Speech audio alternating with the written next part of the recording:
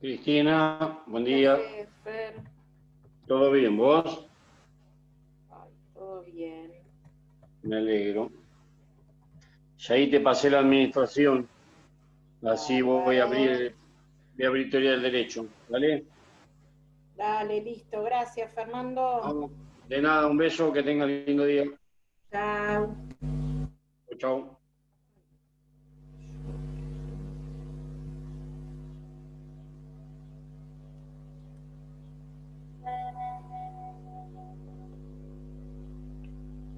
Hola, buen día, al resto. Buen día.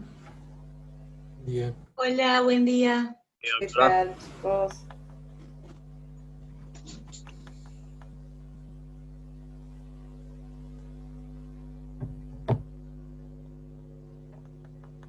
Vamos un poquito, que ingresen más.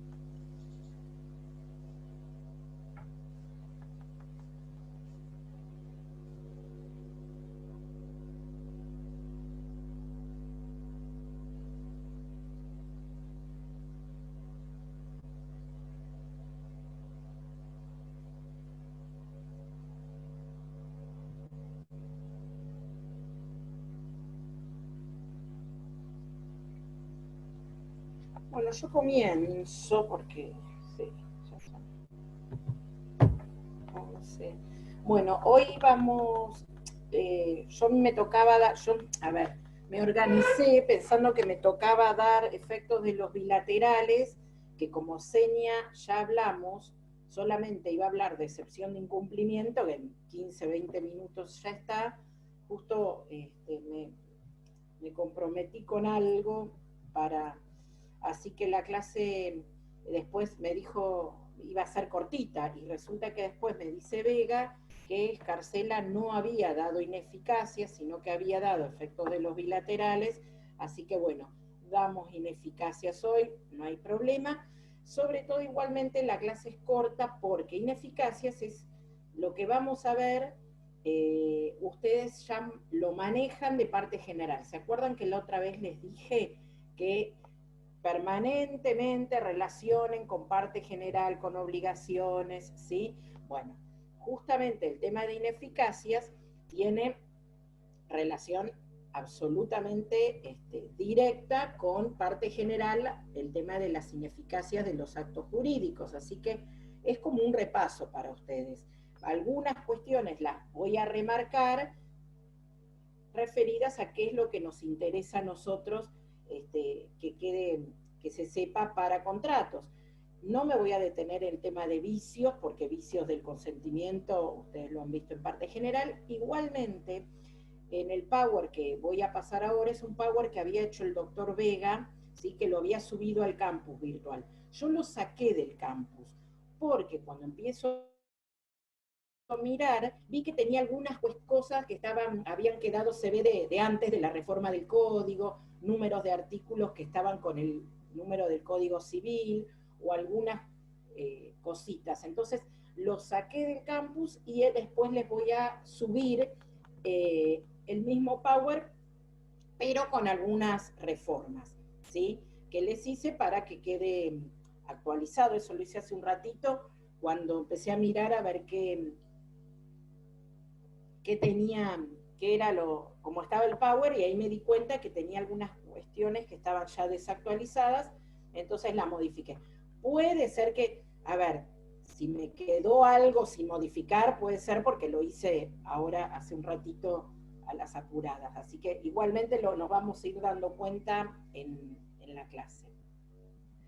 Bueno, vieron que es la clase, el parcial va a ser escrito, ¿sí? Con multiple choice. Así que tanto que recalqué yo de estudiar, igual tienen que estudiar por libros, pero de memorizar conceptos y definiciones, bueno, ahora no va a ser tan necesario, pero sí es necesario mucha más comprensión.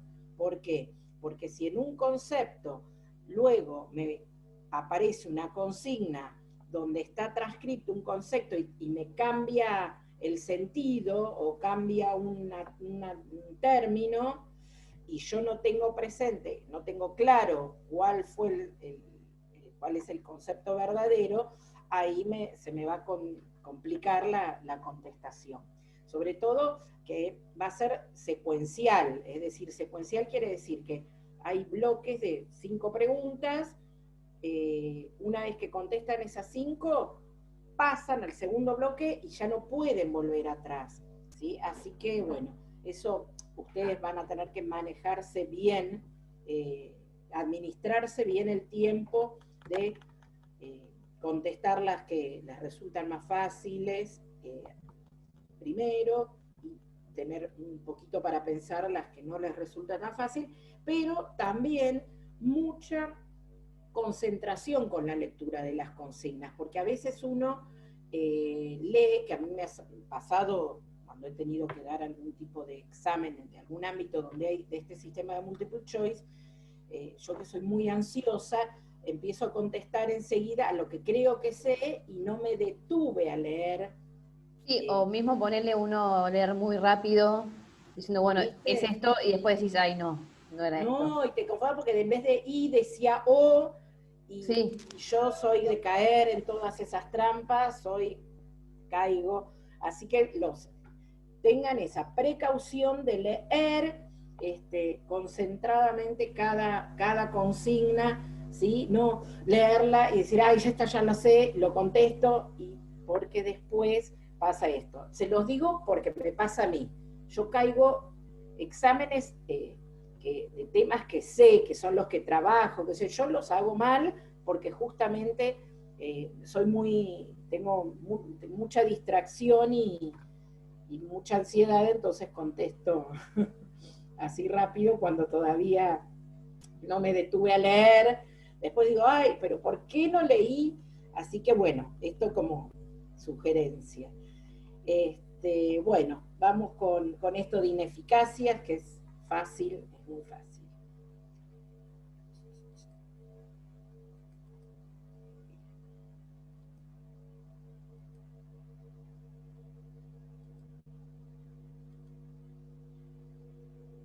Bien, cuando hablamos de los efectos de los contratos, hablamos de los efectos después de que el contrato se cumpla, ¿sí? Cuando se cumplen las prestaciones, ¿qué efectos tienen? Hablamos también de los efectos cuando hay un incumplimiento, esto también ya se ha visto, y vamos a ver qué pasa cuando sucede alguna cuestión que hace que ese contrato pierda efectos. Y vamos a ver que puede ser que pierda efectos en forma absoluta, o puede ser que algunos efectos existan, ¿sí? O haya consecuencias, ¿sí? ¿Qué es ineficacia? Se da cuando un contrato no produce los efectos que le son propios, es decir, los deseados o esperados por las partes. Entonces, no necesariamente siempre que hablemos de ineficacia va a haber una pérdida de efectos. Puede, en algunos casos, suceder eso, que un acto jurídico no produzca efectos, pero otras veces no van a producir el efecto esperado por las partes, pero puede tener otros efectos, otras consecuencias. Y esos efectos pueden afectar a las partes o a terceros. Las diferentes clases de ineficacia, podemos hablar de ineficacia estructural, también llamada eficacia inicial, que es al momento de la conformación, es decir, cuando se celebra el contrato de la génesis, ahí es donde surge la ineficacia. Esas son las que vamos a ver hoy, esas ineficacias estructurales. O también ineficacia funcional o sobreviviente. En este caso, es un contrato que es válido produce efectos, pero luego sucede algo que ese contrato pierde efectos. Esto es lo que vimos cuando veíamos la otra clase, extinción, ¿sí? La revocación, la rescisión, la resolución, es un contrato que en principio es válido, es eficaz, pero luego no va a producir efectos. Una ineficacia simple puede ser cuando a través de una modalidad el contrato deja de producir efectos, es decir, porque estaba en un contrato que estaba sujeto a un plazo o a una condición resolutoria, una vez que se cumple, pierde ese efecto, por eso decimos que es simple. Y estas ineficacias pueden ser absolutas, es decir, no va a producir efectos ni entre partes ni para terceros, o una ineficacia relativa, es decir, puede ser que respecto de las partes el contrato sea válido, pero sea ineficaz respecto de terceros. O puede ser que respecto de las partes no sea válido, pero a los terceros esa invalidez no los va a afectar. Eso tiene un nombre que después lo vamos a ver. Bien, vamos entonces, dijimos, vamos a hablar hoy de las ineficacias estructurales. La ineficacia estructural, es decir, desde la génesis del contrato, cuando ya se celebra el contrato desde el nacimiento, podemos hablar de inexistencia, podemos hablar de nulidad o inoponibilidad, o de suspensión de la eficacia, que es esto que hablamos hoy de la condición resolutoria, es decir, la ineficacia va a ser en determinado momento.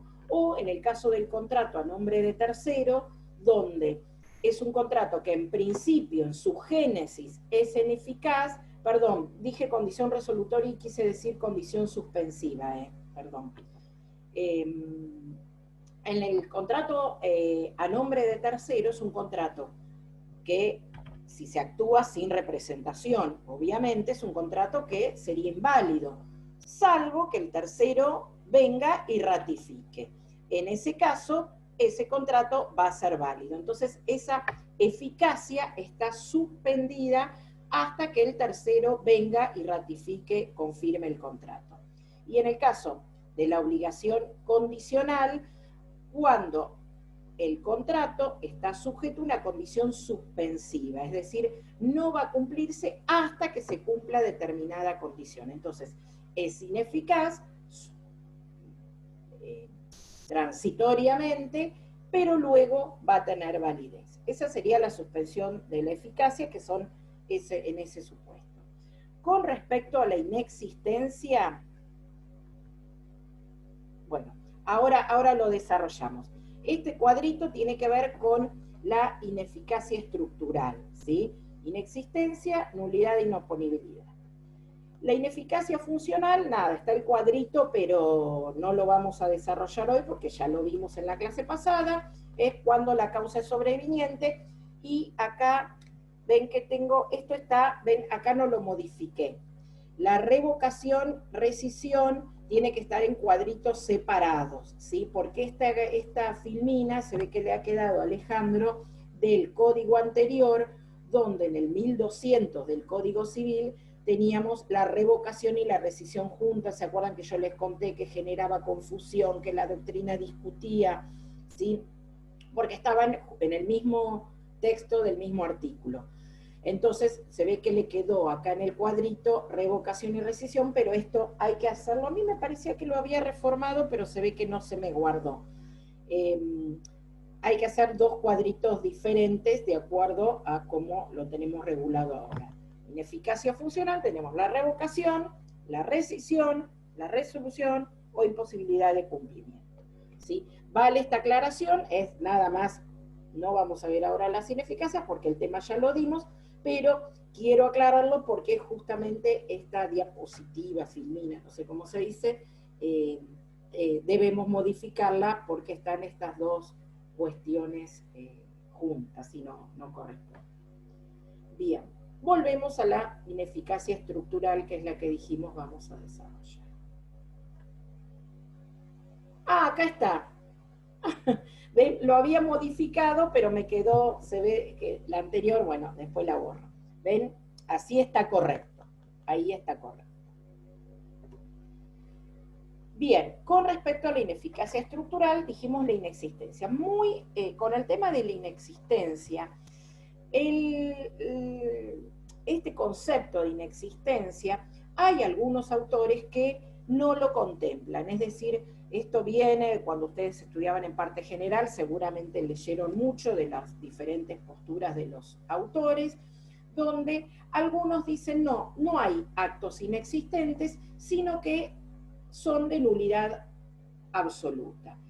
Y otros dicen no, un acto es inexistente cuando carece de alguno de los elementos esenciales, es decir, cuando el acto no hay sujetos o no está el objeto, directamente no va a producir efectos. Y al no producir efectos, ese acto no existe, nunca existió. Ya les digo, depende la bibliografía por la que estudien, van a tener esto de la inexistencia o no. Los que no hablan de inexistencia, por ejemplo Borda, hablan de un supuesto de nulidad absoluta cuando un acto carece de alguno de estos elementos esenciales. Particularmente, yo estoy a favor de la teoría de la inexistencia, yo creo que es el grado máximo de ineficacia de un acto, ¿sí? Si a mí, en el mismo texto, me dice, por ejemplo, en el caso de la forma, cuando es entendida como una forma esencial, por ejemplo, la donación de inmuebles, ¿sí? Que se acuerdan que requiere una forma solemne absoluta, expresamente la ley dice no va a producir efectos. Si nos está diciendo que no va a producir efectos, es inexistente, es más que nulo. Pero bueno, son diferentes posturas, las dos que puedan decir, está bien. Bien. Invalidez o nulidad es lo mismo, se da cuando la ley priva de sus efectos propios a un contrato a causa de un vicio que incide en su formación. Ustedes saben que no solo de vicios, sino también de respecto a la forma, ya les digo, para aquellos que no están de acuerdo con la teoría de la inexistencia, sería también un supuesto no solo de vicios que provocan la invalidez, sino de nulidad. Es estructural porque es desde el nacimiento, desde la génesis del contrato. Hablo de acto porque es para los actos jurídicos en general, pero bueno, nosotros estamos en contrato.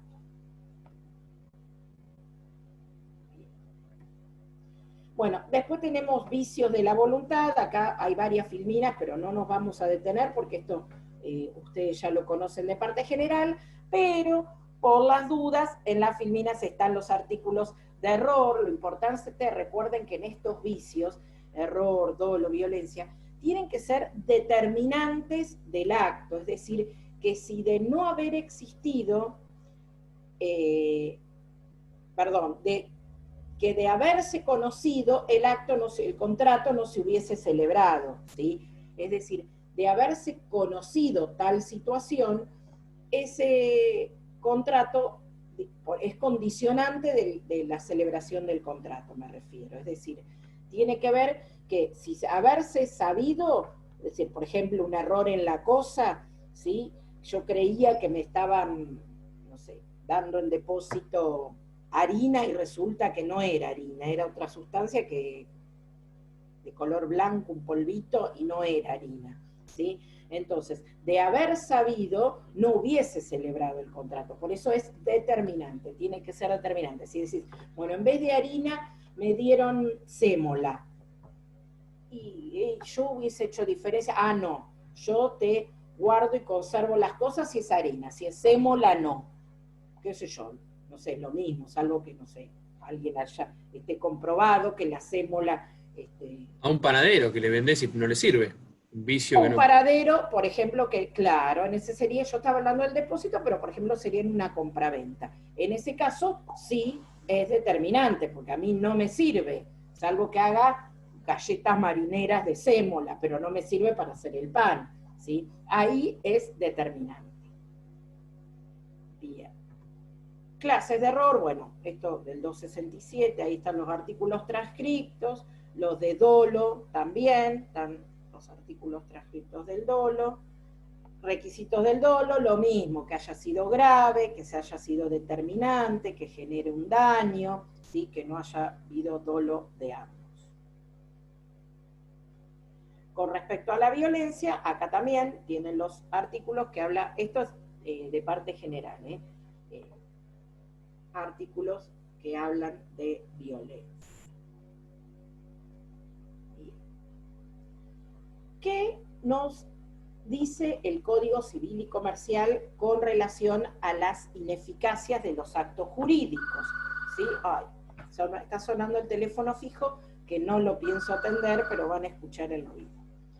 ¿Qué nos dice el Código con respecto a la ineficacia de los actos jurídicos? Nos distingue entre nulidad e inoponibilidad, ¿sí? Seguimos con la ineficacia estructural, pero vamos a ver que esa ineficacia estructural puede ser nulidad o puede ser inoponibilidad. Lo vamos a ver. Puede demandarse ya como acción, es decir, una de las partes demanda la acción de nulidad, o puede oponerse como excepción. ¿Esto qué quiere decir a nivel procesal? Es decir, quien demanda la nulidad de un contrato, inicia una acción, una demanda de nulidad. O puede pasar que alguien lo demandan por cumplimiento de un contrato y cuando tengo que contestar la demanda, yo digo, yo no cumplí y porque ese acto es nulo, ese contrato es nulo, qué sé yo, porque adolecía de algún vicio. Entonces, ahí cuando estoy contestando estoy oponiendo excepciones, ¿sí? Entonces por eso puede como acción o como excepción. Y el 384 que nos regula el principio de conversión del negocio jurídico, que yo tanto he hablado cuando he hablado de formas, ¿sí? En prueba, ¿sí? Este principio de conversión del 384, ¿sí? También regula el Código Civil y Comercial, ahora después lo volvemos a ver y nos detenemos más. Con respecto a la nulidad, ahí tenemos los artículos del Código, esto, a ver, empezamos a hacer memoria, ¿sí? La nulidad puede ser absoluta o relativa. La nulidad es absoluta cuando afecta el orden público, ¿sí? La nulidad es relativa cuando afecta intereses personales de las partes, ¿sí? Ahí dice personas porque habla de los actos jurídicos en general. Pero nosotros en contratos hablamos cuando solamente afecta intereses de las partes, es nulidad relativa, cuando afecta el orden público es nulidad absoluta. El 387 nos da las consecuencias o efectos de la nulidad absoluta y el 388 los de nulidad relativa. Recuerden, la nulidad absoluta puede ser declarada de oficio por un juez en un proceso, es decir, a mí me demandan una acción por daños y perjuicios, ¿sí? Y yo en esa acción de daños y perjuicios, el juez constata que el origen o la causa de esa obligación era nula. Puede declarar la nulidad absoluta. En cambio, la nulidad relativa siempre se requiere que se inicie una acción demandando la nulidad. Es decir, el juez constata que un contrato no fue celebrado, por ejemplo, por una persona capaz, es un acto de nulidad relativa. ¿Va a poder decretar la nulidad? No, salvo que alguna de las partes se lo pida. Si no se lo pide, no puede decretar la nulidad de oficio. La nulidad absoluta no es confirmable, la nulidad relativa sí. Ahora vamos a ver lo que es la confirmación. Después el 389 nos clasifica en nulidad total y nulidad parcial, ¿sí? La nulidad total tiene que ver con todo el acto, la nulidad parcial con alguna de las disposiciones. La nulidad parcial siempre puede decretarse cuando esas disposiciones pueden ser separables, ¿sí? Si esa disposición o esa cláusula del contrato hace a la vigencia de todo el contrato, la nulidad de una cláusula provoca la nulidad de todo el acto. Esto, recuerden que en derecho de consumo, todas las nulidades pueden ser parciales, es decir, que en el derecho del consumo, la nulidad de una cláusula no provoca la nulidad de todo el acto, ¿sí? En el caso de nulidades parciales, el juez debe integrar el contrato. Esto se acuerdan que lo vimos cuando vimos interpretación, integración del contrato. Acá ya este principio de integración, esto fue una incorporación del código ahora para todos los contratos, para todos los actos jurídicos, esta posibilidad de que el juez pueda integrar, ¿sí? Siempre y cuando sean de elementos secundarios, elementos accesorios. No puede integrar un elemento esencial. Eso es cierto. Bien. En cuanto a los efectos de la nulidad, deben restituirse. Recuerden el efecto retroactivo, ¿sí? Es decir, es la nulidad. La sentencia que declara la nulidad de un acto se dice que es declarativa, ¿sí? ¿Por qué? Porque retrotrae las cosas al momento en que se celebró, en este caso, al momento de celebración del contrato, como si nunca se hubiese celebrado. Por eso, las partes, por este efecto retroactivo, debe restituirse todo lo que se hubiesen entregado. Pero, ¿qué pasa? Eso entre partes, ¿sí?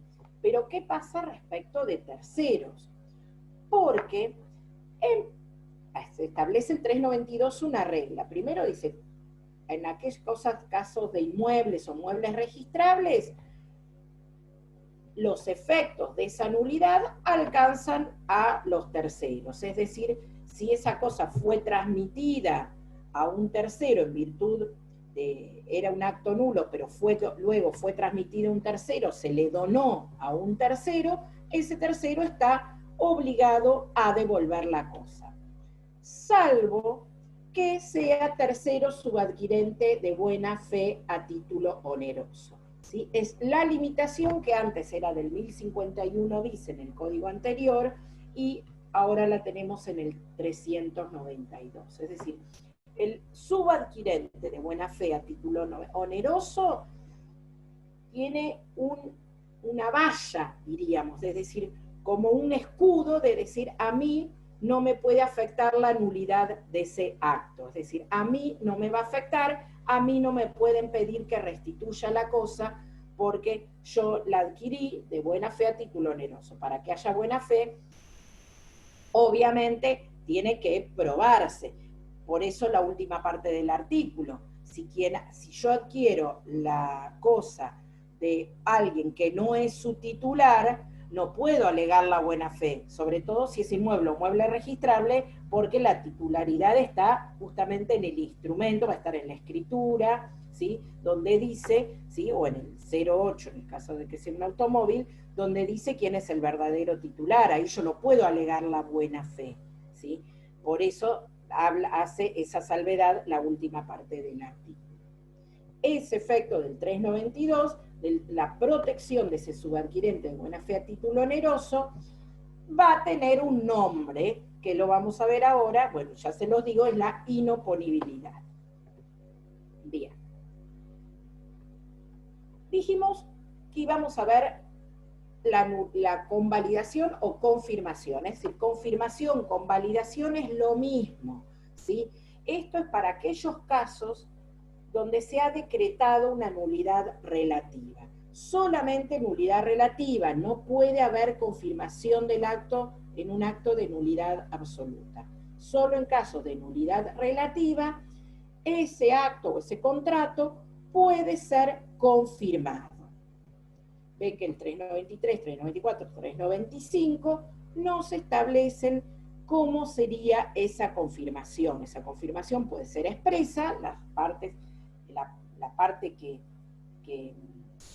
perjudicada vendría a ser, es la que manifiesta expresamente de que decide, pese a que existe un vicio, un defecto, decide continuar con el acto. O la confirmación tácita no lo manifiesta expresamente, pero lo cumple, ¿sí? En ese caso, se entiende que también el acto ha sido confirmado. El efecto retroactivo es porque desde que se realiza la confirmación es como si nunca hubiese existido la nulidad, es decir, el efecto se retrotrae. ¿Se acuerdan cuando hablábamos de los contratos claudicantes?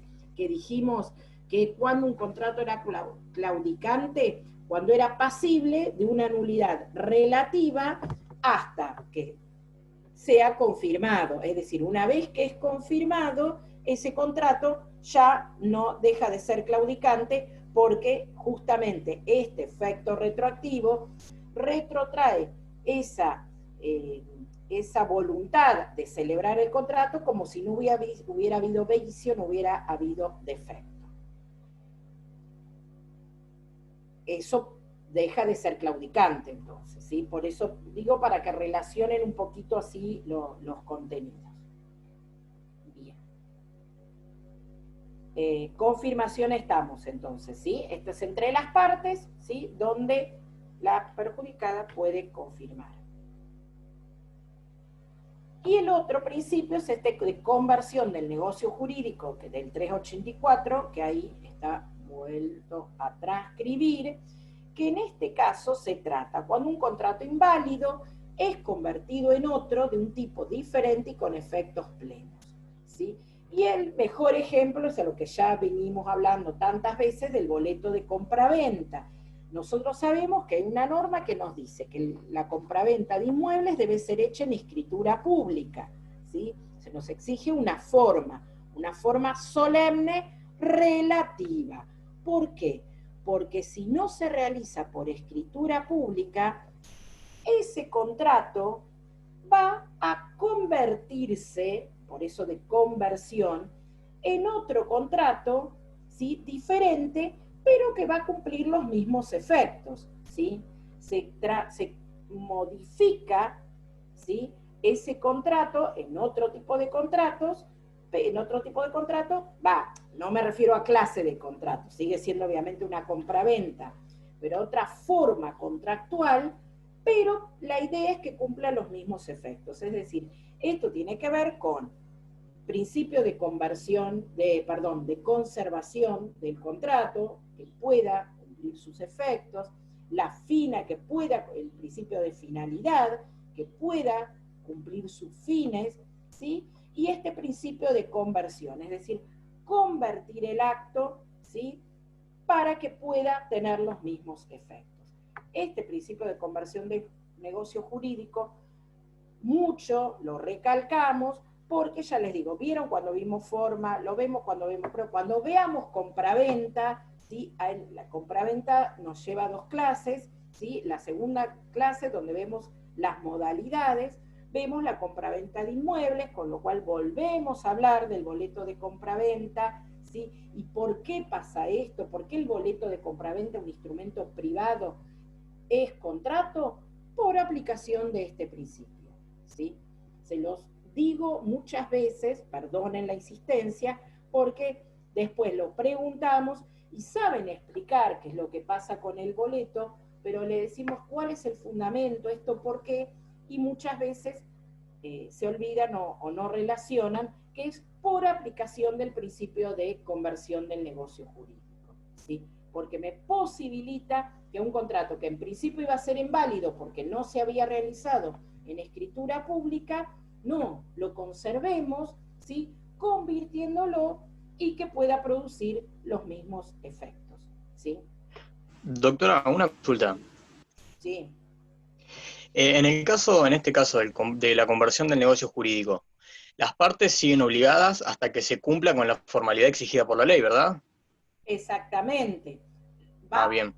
En el caso de la compraventa, lo que va a haber acá van a surgir derechos personales, ¿sí? Lo que no va a surgir, no van a ser el derecho real de transmisión del dominio, porque para que exista el derecho real de transmisión del dominio, se requiere transmisión de la cosa, escritura pública e inscripción registral. Es decir, que ese dominio, ese derecho de propiedad, el derecho real de dominio, va a estar consolidado recién una vez que se haga la escritura pública, se lo inscriba y le entregue la llave, que es la tradición del inmueble. ¿Sí?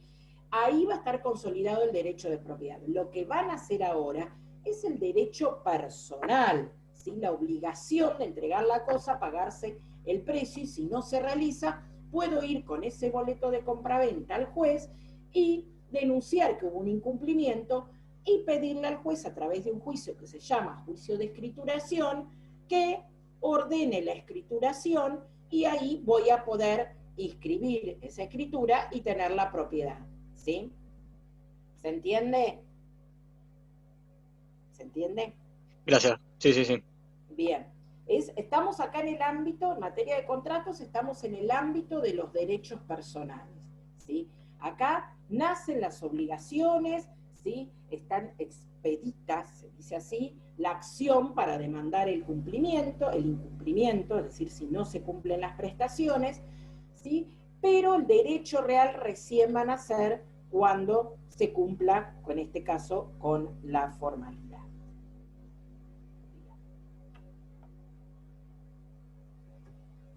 Inoponibilidad. También es una ineficacia, pero es una ineficacia relativa. ¿Se acuerdan que hoy dijimos que había ineficacias absolutas para todos, para terceros, las partes, terceros? Y hay una ineficacia relativa, porque en este caso es cuando no hay que decir es cuando, porque después yo cuando pregunto algo en el examen empiezan con el es cuando, le digo, no arranco, pero estoy haciendo lo mismo. Cuando hay cuando hay inoponibilidad, cuando los efectos pueden ser válidos entre las partes, pero no respecto de terceros, o al revés, es un contrato que no es válido entre las partes, pero no los puede afectar a terceros. Por eso ahí tenemos las dos clases. La positiva, la inoponibilidad positiva, son contratos válidos e ineficaces, pero a terceros no se los podemos oponer. Por ejemplo, el tema de un acto simulado o un acto hecho en fraude a un acreedor, ¿sí? En ese caso, el acto simulado va a ser válido entre las partes, pero no respecto de terceros, ¿sí? Entonces, ahí decimos que hay una inoponibilidad respecto de terceros, no se lo podemos oponer a terceros. Y la inoponibilidad negativa, en este caso, es el supuesto que hablamos hoy del 392, ¿sí? Él es nulo respecto de las partes, pero no afecta a tercer adquirente de buena fe a título oneroso. Es decir, un contrato es nulo entre las partes, pero ese tercero de buena fe a título oneroso va a estar protegido. Por ejemplo, yo celebro una compraventa entre A y B. Compraventa, ¿sí? Resulta que A, era una persona incapaz, ¿sí? Y B, se celebra el contrato de compraventa, y B transmite esa cosa a un tercero C. Ese tercero C es el tercer adquirente, ¿sí? Si es a título oneroso, es decir, le transmite la cosa, se la dona a C, en ese caso, cuando se decrete la nulidad del contrato entre A y B porque era una persona incapaz, puede reclamarle la cosa a ese tercero, porque era un acto a título gratuito. O si era un acto a título oneroso, tercer adquirente de buena fe, título oneroso, no voy a poder reclamarle la cosa a ese tercero. Obviamente, A le podrá reclamar a B respecto de una indemnización que le deberá pagar o el precio obtenido, más daños y perjuicios, de acuerdo a si era de buena o mala fe. Si era de mala fe, daños y perjuicios. Si era de buena fe, no es daños y perjuicios. Supongamos que no sabía que el otro era una persona menor de edad, ¿sí? Si sabía y se aprovechó para comprarle algo a un menor de edad, el menor de edad con sus representantes va a poder accionar para recuperar la cosa. En ese caso, ese tercer adquirente a buena fe a título oneroso le es inoponible. Va a decir, no, yo la compré, ¿sí? Y yo la verdad ni sabía que estaba celebrando un contrato con alguien que lo había obtenido de una persona incapaz, ¿sí? Esa es la inoponibilidad. ¿Se entiende? Es respecto de o las partes o tiene que ver con la relación con el tercero, es decir, o es válido entre las partes, pero es inoponible al tercero, como la simulación, o es inválido para las partes, pero respecto de ese tercer adquirente de buena fe va a ser inoponible. ¿Sí? ¿Sí? Bien. Sí, sí, se entendió. Bueno, esto tiene que ver con lo que les estaba diciendo, el tema de los efectos frente a terceros. El acto inoponible no tiene efectos con respecto a terceros, excepto en los casos previstos por la ley, y oportunidad para invocarla puede hacerse valer en cualquier momento sin perjuicio del derecho de la otra parte a oponer la prescripción o caducidad. Bien. Entonces, de este tema, ¿qué es? Volvemos al principio. ¿Qué es lo importante que sepamos? Es diferencia entre ineficacia estructural e ineficacia funcional. Dentro de la ineficacia estructural, tenemos lo que, bueno, la inexistencia no se la vamos a preguntar, pero sí distinguir entre nulidad e inoponibilidad, ¿sí? Y los efectos de cada una, ¿sí? No es un tema difícil, es un tema que es un repaso de parte general, pero va a haber preguntas seguramente con relación a este tema. ¿Okay? Va, de todos hay preguntas. Seguramente se les van a plantear, no sé si les dijo, esperen que así les veo la cara. No sé si les dijo Alejandro que van a haber situaciones prácticas, no casos prácticos, pero sí situaciones reales, es decir, para que ustedes puedan aplicar lo que saben y puedan relacionarlo, ¿sí? Así que... ¿Cuánto tiempo tendremos para hacer el examen? 1:15. Hasta ahora habíamos hablado de 1:15, que es lo que generalmente dábamos en las clases presenciales, ¿sí? Pero recuerden que son bloques de 5 preguntas. Una vez que termino esas 5, me pasa al segundo bloque, ya no puedo volver atrás, ¿sí? ¿Qué serán 20 preguntas más o menos? Sí, más o menos 20, porque eso te las arma el sistema, el campus. Ustedes tienen la corrección en forma inmediata. Una vez que terminan el intento, inmediatamente les vuelve el resultado. No pudimos, todavía estamos queriendo, que Vegas está agarrando la cabeza, cómo calificar, porque no estamos, yo no tengo ni idea. Califica el sistema. Sí, califica el sistema, pero uno, no es que el sistema ya sabe lo que uno tiene en mente, ¿sí? Uno le tiene que dar las pautas, claro. Y es lo que no está, yo no lo sé hacer, y Alejandro se estaba volviendo loco ahora como... No, el sistema creo que te permite, yo me acuerdo cuando yo cursé otras materias donde, por ejemplo, no se aprobaba con 4, ellos ponían que se aprobaba con 6, entonces vos tenías la cantidad, por ejemplo, del examen, tenías 20 preguntas y tenías que sacar más del 60%. Y así se iba evaluando, por ejemplo. El sistema hace lío cuando las preguntas restan. En penal 1 fue que pasó. Claro, ahora no lo íbamos a hacerme para que resten puntos. Ya nos porque imagínate que para no, lo que no podíamos hacer, ayer me llamó Alejandro, hoy iba a llamar a la facultad para que nos ayuden, para calificar las preguntas y ponerle el puntaje de un punto de 0, le queríamos poner 0,50 y no, claro. El sistema después te lo guardaba como un punto, no sé, bueno, qué sé yo, son cosas, pero no se preocupen que eso para el momento del parcial va a estar solucionado, así que ahí vamos a ver bien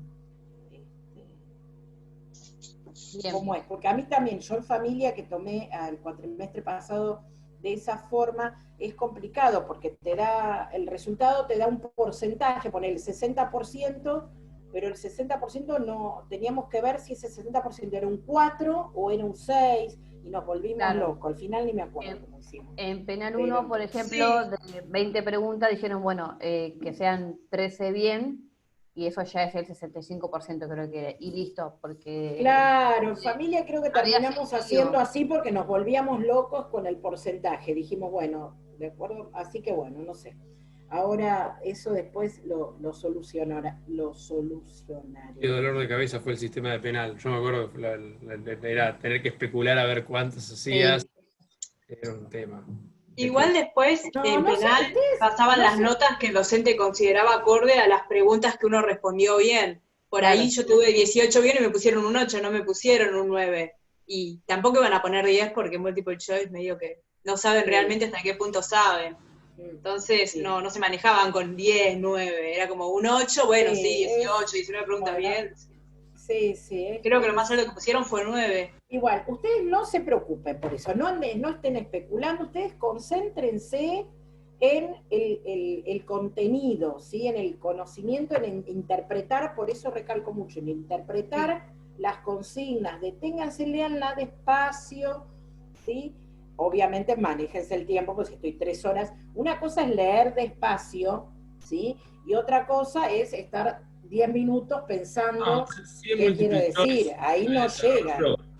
Más o menos, yo calculo entre 2 y 3 minutos o máximo por pregunta, calculo que es Pero qué estructurado, Juan Manuel. Igual yo le tengo mucho respeto. Por ahí a una multiple le choice. Yo no lo quiero nada de multiple choice, a mí me perjudicó una Yo materia. le tengo mucho respeto. Sí, Porque bueno. leo muy rápido. Entonces digo. Ya les digo, a mí no me gusta, a mí en familia, por ejemplo, que no digo en contrato que puedo patinar porque no estoy trabajando en el estudio desde hace años, pero en familia, que trabajo todo el día, que hago preguntas de cosas que las estoy trabajando, las tengo que, me lo ponen en un multiple choice y lo contesto mal. Lo contesto mal porque generalmente lo que me sucede es la duda de decir, y puede, porque como que sobreinterpreto, es decir, no leo lo que expresamente está, sino digo, esto quisieron decir tal cosa. Igual algunas preguntas, por ejemplo, ayer las vi muy por arriba, después tengo que agregar preguntas también, y pero vi, por ejemplo, no les puedo decir, pero vi una que para mí la iban a interpretar, podía interpretarse de 2 maneras, ¿sí? Y las dos, yo quise ver si me daba opción, porque también se puede poner que haya más de una respuesta correcta, pero acá no, estaba configurado para una sola, y yo digo, no, acá o tenemos que configurarla para que sean las 2 correctas, o reformularla. Así que hoy a la noche después lo voy a ver bien. ¿Todas son con una sola correcta o puede haber varias correctas? Mirá, ya te digo, las que hizo Alejandro las vi así por arriba, creo que eran de una sola, pero igualmente todavía no las tenemos definitivas, me faltan agregar todas las mías, así que no de mis temas, nosotros, Alejandro y yo armamos todas las preguntas de todos los temas. Sí, después el sistema te las divide al azar. Creo que se maneja por bolilla el algoritmo, pero después... Sí, no, es aleatorio, como que el sistema te elige, que eso está bueno por un lado para que no nos pase, bueno, ahora no hay tema 1, no vamos a hacer tema 1, tema 2, porque si no te pasa eso que decir, uy, un tema lo hice más difícil que el otro. Entonces, ahora literalmente va en suerte eso. Claro.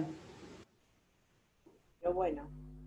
Ni se caliente porque somos pocos y nadie va a hacer el examen con nadie, quédense tranquilos. Esperemos. Igual. Quédense tranquilos. No, en ese sentido. Igual es un riesgo porque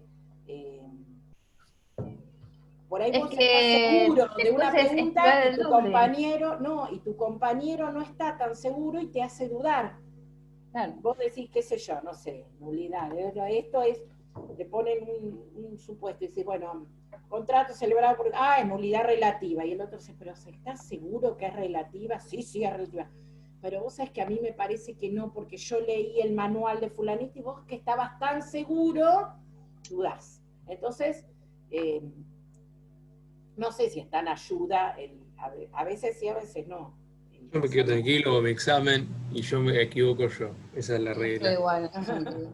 Claro. De última, chicos, a ver, no desesperen, está el recuperatorio, es otra oportunidad, si el recuperatorio seguramente No, sí. va a ser oral. Lo peor que puede pasar es que te vaya mal, pero. Hay otra posibilidad, está la segunda parte, pero no les va a ir mal, vamos, les va a ir bien. No, la idea es Yo aprobar. quería contar únicamente una cosa. Si van a preguntar, digamos, cosas de por ahí de manuales, por ahí, porque como al leer de distintos manuales, a mí me pasó el otro día, yo leí, por ejemplo, Alterini, leí de Mosè Raspe, el otro día le pregunté a Oscar y me dijo, no, mirá, yo estudiaría de este libro o de esto, y ya me empezaban a ir y venir, de Porda yo lo había dejado, entonces me quedó mucha de lo que es Y teoría, ojalá que no. como No, un no, la mambo de idea haber no es, leído una por cosa a eso les otra. dije, yo no voy a poner nada si bien estoy a favor de la inexistencia del acto jurídico, no voy a poner nada de inexistencia porque sé que hay autores que no están a favor, es decir, la idea es diferente, por ejemplo, con objeto. El objeto, Objeto, claro. ¿sí? Vieron que objeto Mosè tiene la Una frase de la forma. operación, acuérdense de esa frase, la operación jurídica considerada, ¿sí? Y Alterini habla de objeto mediato, objeto inmediato. Ahí sí, ¿por qué? Porque nosotros para eso es una cursada, ¿sí? Y nosotros les estamos explicando las dos acepciones, porque no es que una sea falsa y otra verdadera, las dos son correctas, ¿sí? Entonces, seguramente, en ese caso, posiblemente les pongamos, según Alterini, tal cosa, y ahí Claro, pero porque se hizo hincapié expresamente sobre eso en la pero clase. porque No, le yo hicimos porque, hincapié, claro. Sí, obvio. tanta bibliografía y a veces son dos, en este caso son dos autores, Mosè Raspe y Alterini. Pero nada, para no quedarme, viste, porque también está el código comentado y están todo, entonces, como me dijo Oscar que yo estudiara, digamos, que él recomendaría estudiar más que nada del código, me quedé como, bueno, digo, todo lo que leí, se me tomará algo, no se tomará. Es que todos te van a decir algo distinto. En sí, yo estoy Yo, por estudiando del ejemplo, libro para de mí Tinti no. al final. Si vos me decís, Tinti a mí me gusta, Tinti me Bueno, gusta. pero si me preguntan cosas de Mosset, salvo un par de cosas que hizo hincapié él y lo de la clase, yo no sé.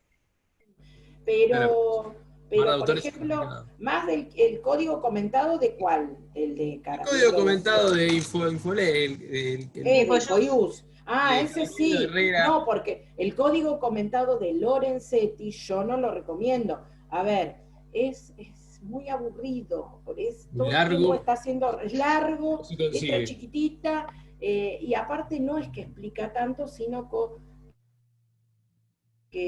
y ahí, bueno, ustedes quieren saber, bueno, postura de la doctrina moderna, Lorenzetti lo tienen ahí, en el código comentado, si no quieren comprarse todos los tomos. Pero es difícil de estudiar, por eso me decía, del código comentado, si es el de Lorenzetti, no te diría. El otro sí, el otro está bueno. Pero ojo, que el código comentado va artículo por artículo, ¿sí? Yo les dije, fíjense que el manual tiene una sí, como un hilo metodología conductor. didáctica, un hilo conductor, donde tenés el título, subtítulos, entonces te va guiando, ¿sí? Vas Eso, entendiendo, ¿sí? como por ahí, viste, al hacer por ahí textos del código anterior, uno tiene que estar un poco con el código en la mano, porque si quiera o no es la legislación actual. Y Claro. por Vos ahí el orden fíjate que que si cambia. yo en esta clase les hubiese puesto así de una todos los artículos de nulidad de los actos jurídicos y sin explicar, con cuadritos, la estructural, la funcional y todo eso, no lo entienden. Entonces, No. en el código comentado te da la explicación de cada artículo, pero no te clasifica, ¿sí? No te va arma llevando en el atravesamiento de los temas. Claro, por eso. Y eso sirve para entender. Y ahora van a necesitar eso, mucha comprensión, el entender el tema. Recuerden en la clasificación según la función económica y social, ¿sí? La del contrato de cambio. Esto en Alterini. Sí, está en Después, atipicidad. claro, sí. Bueno, Prueba. no hablo más porque si no se me van a El horario es a las 11:30, ¿no? Igual que la pasada. No sé, pero seguro, no, seguramente va a estar el examen disponible en determinado franja horaria, suponete, entre las 9 y la 1, ¿sí? Y ustedes en ese momento pueden ingresar en el momento que quieran. Claro. Y lo que pasa que una vez que ingresan, lo tienen No que puede terminar. salir, claro. No, por ahí le puse muchas horas, pero por ahí está entre las 9 y Sí, las mucho 11, o tiempo. entre las 11 y la 1, ustedes pueden ir ingresando.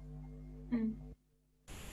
Pero bueno, eso después se los decimos por el grupo, o lo que sea. Igualmente tienen una clase, me dijo Alejandro, de repaso, Sí. creo, el martes. Así que, bueno, nada. Me quedo tranquilo leyendo a alguno de los dos autores, Valderini y Coso, porque Sí. eso con el código. Porque Con no uno me quedé. solo vas a estar bien. No, porque es un montón. Y encima le decía ayer a Alejandro, yo rindo procesal mañana y penal el viernes. O sea, tengo 2 exámenes antes, no me llega el tiempo físico para las más ganas que tenga El de dar. lunes penal. El lunes penal, bueno, sí, viernes, lunes, o sea. Mira, no se quejen porque cuando yo cursaba no había esta posibilidad de las 48 horas entre examen y examen. Te tocaba el mismo día y a la misma hora. No, me mata. Yo me recibí con público y privado. Privado a las 6 de la tarde, con público a las 8. Después he tenido que rendir en el mismo día y horario. Me acuerdo que había una materia antes que se llamaba navegación, que es lo que ahora sería derecho del transporte. Sí, Era sí. navegación y finanzas, mismo día, la misma hora, un oral y otro escrito. ¿Cómo hiciste? Hablé con los profesores y le dije, no, voy un rato, di oral, pedí dar primera, termino de dar oral, aparte no me olvido más. La profesora en ese momento me dice, bueno, ya está, ya comprobaste, ¿no te vas hasta el café y me traes en el complejo universitario, el café se llamaba La Pausa? Entonces me dice, ¿no te vas hasta la pausa y me traes un cafecito? Sí, cómo no. Me fui a rendir finanzas, escrito. Después que termino de rendir finanzas, escrito, vuelvo con el café y me miraba y decía, ¿pero dónde fuiste a buscar el café? Claro, había tardado 1 hora en llevarles el cafecito, pero nada, es terrible era eso. Estudiar para el mismo día, por lo menos Creo que hoy, ahora... creo que hoy en día con el nuevo reglamento de la facultad, no sé si se puede. No sé si se No, puede. No, te puede caer un recuperatorio y un parcial el mismo día, sí, porque a mí me ha pasado 1.000.000 de veces, Claro. pero... No, porque es una de las conquistas del centro de estudiantes, esta reglamentación que ahora no puede haber 48 horas entre parcial y parcial. Por eso el centro de estudiantes organiza, es decir, todos los civiles el mismo día, porque saben que nadie Por está relación haciendo no se puede. obligaciones, no va a estar en contratos. Entonces, como que organizan esos, un día, la misma facultad. Antes las fechas de exámenes los poníamos los docentes, las comisiones tenían diferentes fechas de exámenes, entonces ahora no, la facultad te organiza. Igualmente, a ver, nosotros ahora tendremos que haberles tomado el examen el martes, ¿sí? Bueno, pero ahora nosotros nos pusimos de acuerdo, es distinto. Si nosotros nos poníamos de acuerdo y había otra materia... Esa es la excepción. Cuando el docente se pone de acuerdo y están todos los alumnos de acuerdo, se puede modificar la fecha, ¿sí? Si alguno te dice, no, porque yo el 21 rendía tal cosa, o alguno de ustedes, como vos, decís, no, yo el lunes rindo penal, y no Igual puedo te rendir digo la verdad, la penal, la verdad que vengo tranquilo. La que más me preocupa es la que rindo mañana, que es procesal, que es larguísima y son bastante más, digamos, depende de la materia también, no es porque sean materias más importantes que otras, sino por el tipo de materia, que son más pesadas en contenido. Porque en esta, bueno, lo lees, lo entendés, en la otra tenés que pensar las excepciones, todas las posibilidades. Entonces depende de la materia. Y lo que tiene procesal aparte, que yo creo que la evalúan como si todos los alumnos estuviesen trabajando en tribunales o en un estudio jurídico, porque preguntan yo tengo mi hija que también está estudiando, ¿no? Y por eso, preguntan como yo he escuchado así, o de acuerdo a las cosas que les han preguntado, realmente cosas demasiado prácticas, en el sentido, no práctica que yo les puedo decir, bueno, en la práctica esto sucede tal cosa, sino que solo las conoce aquel que está trabajando, ¿sí? ¿sí? Claro. O en un A mí me estudio pasa o en- que hay situaciones, yo tuve la posibilidad de hacer pasantía en estudio jurídico, porque trabajo ahí hace unos años, y hay cosas que digo, esto en los libros no está, y te las preguntan. Ah, Y, no, desde ya, nada. eh, Va a ver, se reciben y van en un montón de cosas que en los libros no están. no, un montón. Pero bueno, vamos a ver cómo Bueno, pasa. Esperemos bueno, que nos vaya chicos, Bueno, Vamos. muchas gracias. un esfuerzo. Que les va a ir bien. bien. Vamos, hasta luego. Adiós. Ah, ahora les voy a subir este power, ¿eh? Ahora les subo el power este. Al El power. modificado. Sí. Dale, muchas gracias. Chao. Chao.